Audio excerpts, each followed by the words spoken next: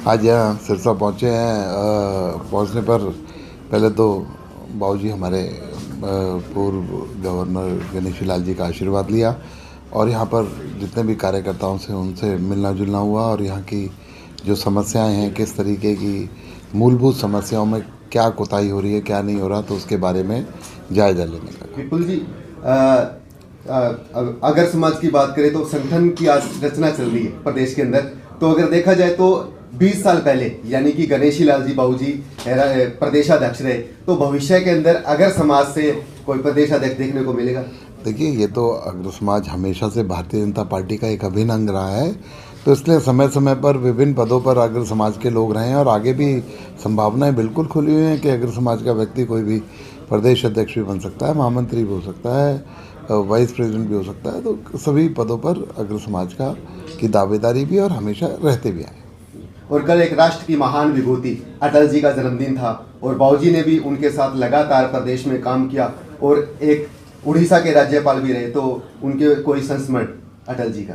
देखिए, अटल जी के बारे में जो उन्होंने सुशासन को शुरुआत करी कि सुशासन दिवस आज उसी की याद में उन्हीं के जो नीतियों के अनुरूप मनाया जा रहा है। उन्होंने जो एक सोच रखी कि शासन किस तरीके का होना चाहिए, जनता और जनता के आखिरी, समाज के आखिरी छोर पर बैठे हुए लोगों तक किस तरीके से सरकार की सुविधाएं पहुँचे और आखिरी छोर पर बैठे हुए व्यक्ति की गुहार सरकार के मुखिया तक पहुँचे, इसे सुशासन कहा। और इसमें किस तरीके से पारदर्शिता लाए, तो उसी पर आगे चलकर माननीय नरेंद्र मोदी जी ने सुशासन के अंदर जितना भी आज हम लोग तो विपक्ष तो कहते हैं कि पोर्टल की सरकार है, लेकिन ये पारदर्शिता की सरकार है और जिसे कहते हैं ना कि तथ्यों की सरकार है, जिसमें कोई छुपाव या घुमाव नहीं हो सकता। और आज जो कि पूर्व प्रधानमंत्री राजीव गांधी जी ने एक स्टेटमेंट दी थी कि मैं 100 रुपये बेचता हूँ तो 20 रुपये नीचे पहुँचते हैं, तो आज उसको ख़त्म करने का काम 2014 से माननीय नरेंद्र मोदी जी ने किया। डीओबी के माध्यम से डायरेक्ट बेनिफिट, डीबीटी के माध्यम से डायरेक्ट बेनिफिट लोगों के खाते में पहुँचने शुरू हो गए। विपुल जी, अगर बात करें तो अगर टीले पर पुरातत्व विभाग की ओर से पूरा प्रयास किया जा रहा है, उसे पर्यटन के रूप में विकसित किया जाए, लेकिन देखा जाए तो अगर समाज का इतना बढ़िया किला है, हमने देखा भी उसको, तो उसका कुछ अवशेष कहीं ना कहीं रखा जाएगा ताकि बिल्कुल वो भी रखा जाएगा। और अभी तक वहाँ पर सिर्फ 25 से 30% खुदाई हुई है, बाकी 70% खुदाई के लिए भी सारी एनओसीज आ गई हैं। जल्दी खुदाई शुरू हो जाएगी और 100% जो है वहाँ पर अग्रवा धाम के अंदर महाराजा अग्रसेन जी के जो अवशेष जो 30% अभी खुदाई में मिले हैं, 70% और होगी तो उनके बारे में और ज़्यादा लोगों को पता चल सकेगा। सर, चौटाला साहब का भी निधन हुआ है, उसको लेकर क्या कुछ कहना चाहेंगे?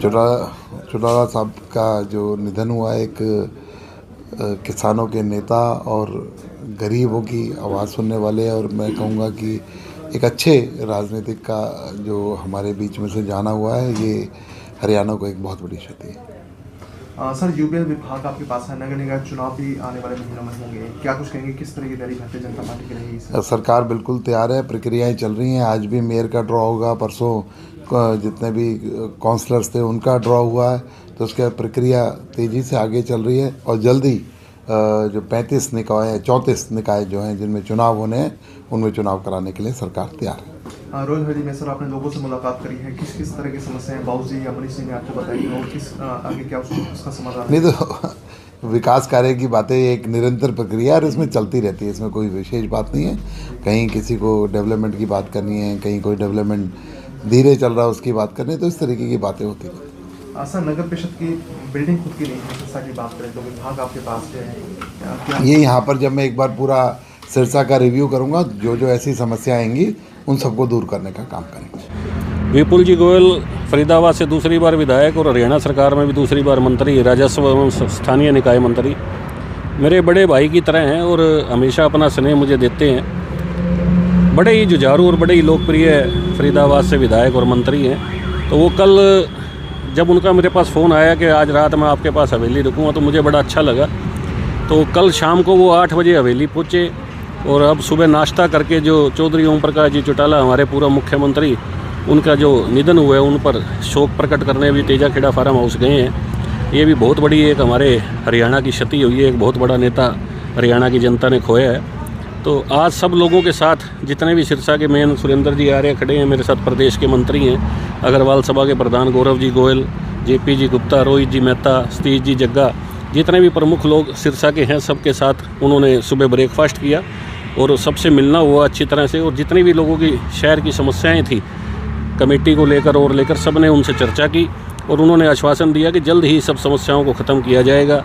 तो मैं उनका दिल की गहराई से रॉयल हवेली में पधारने पर अपनी तरफ से, परिवार की तरफ से उन्होंने बाबूजी का आशीर्वाद लिया कल शाम को, जो उड़ीसा के पूर्व राज्यपाल प्रोफेसर गणेशी लाल जी, और ऊपर जो भगवान जगन्नाथ जी का हवेली में मंदिर बना हुआ है उनके उन्होंने दर्शन किए और दर्शन करके उन्होंने कहा कि साक्षात मुझे भगवान जगन्नाथ जी के दर्शन हो रहे हैं, माता जी के दर्शन किए। तो मैं उनका जितना भी धन्यवाद करूं कम है। तो ये बाकी जितने भी मेरे साथी आज पधारे उन सब का भी मैं दिल की गहराई से हार्दिक अभिनंदन और स्वागत करता हूं। मनीष जी, संगठन की संरचना चल रही है इस समय और देखा जाए तो 20 साल पहले बाबूजी ही अगर समाज से प्रदेशाध्यक्ष रहे थे, तो भविष्य के अंदर क्या अगर समाज का कोई भी बंधु है वो प्रदेशाध्यक्ष देखने को मिलेगा?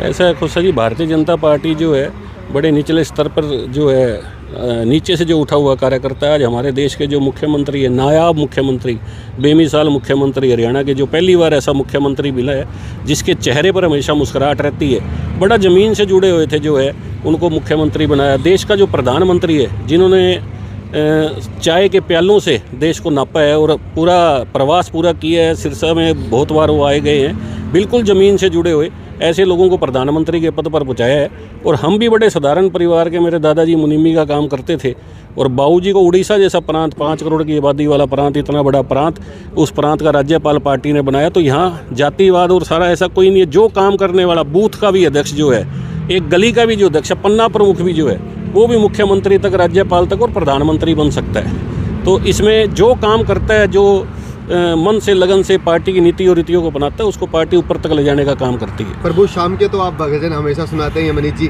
लेकिन कल अटल जी का 100वां जन्मदिन था, कोई एक कविता या एक उनके ऊपर कोई शब्द विचार? अटल जी का जो कल 100वीं जन्म शताब्दी हमने बनाई, यहाँ पर भी बनाई थी। भगवान जगन्नाथ जी के रथ के पहिए हैं जिनके सामने हम खड़े हैं।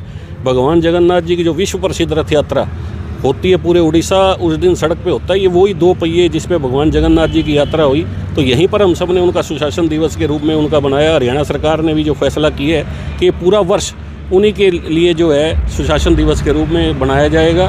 तो अटल जी की तो बहुत कविताएँ हैं, पूरे परिवार की तरफ से, पार्टी की तरफ से नमन करता हूँ। और कविता जो है मैं सुरेंद्र जी आर्य से प्रार्थना करता हूँ कि एक कविता जो है अटल जी की सुनाए। नहीं, वो अटल जी की ना, रार नहीं मानूंगा हार नहीं, रार नहीं ठानूंगा हार नहीं मानूंगा, पथ पर चलता जाऊंगा। ये बहुत पुरानी पंक्तियाँ उनकी है, इतनी तो याद नहीं, बस 2 पंक्तियाँ याद थी। धन्यवाद।